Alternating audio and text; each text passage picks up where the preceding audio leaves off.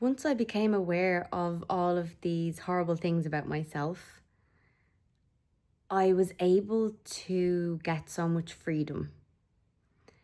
I mentioned I realized how manipulative I had been in ways that I was maybe not telling the full truth in situations to try and create some sense of pity from people, which meant I was playing the victim and to be validated by being told, oh, you're so right, which led into my righteousness. They all kind of connected. And it was hard for a while to see what I had done and how I'd behaved and how I had shown up until now.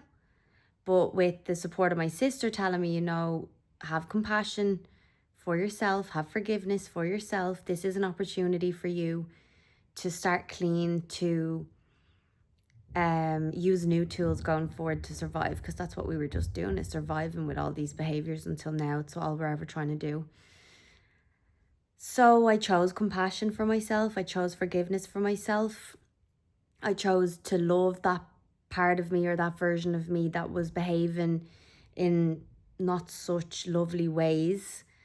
And decided, to use it as an opportunity to grow and to show up better. And I saw changes happening so fast. I saw changes happening without me having to do anything. I didn't have to make an effort. It was more like things were dissolving instead of me trying to get rid of them. And maybe that's when my sister says to me, instead of being self-centered and self-seeking, be God-centered and God-seeking.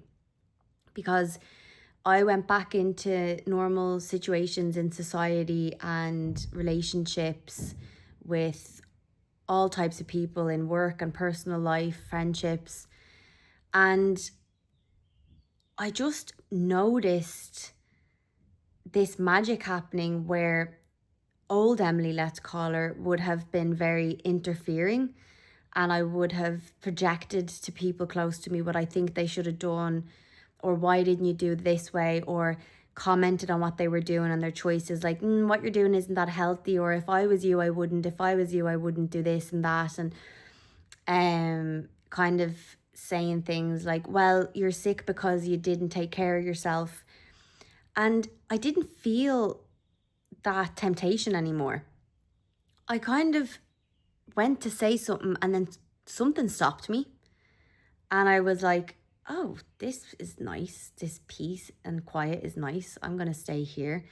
And then by some miracle, by the end of the day, the person have realized themselves, you know what, Emily, I probably shouldn't have done that while I was sick. It made me worse. And I'm like, I didn't need to say anything. They learned themselves through their own path and their own life and their own situations instead of me interfering. So there is space for change. There is hope for, I just keep calling it peace. And I guess what I would say is it takes honesty with yourself, support, courage, but most importantly, that self-forgiveness. Give yourself a break. And in doing that, you will show up as a better person in the world, and you will find the pause between your reactions and the pause and the rest between your habits, your old habits of judging or interfering or reacting. And you'll start to feel, where was that coming from? And you'll act from a place of stillness instead.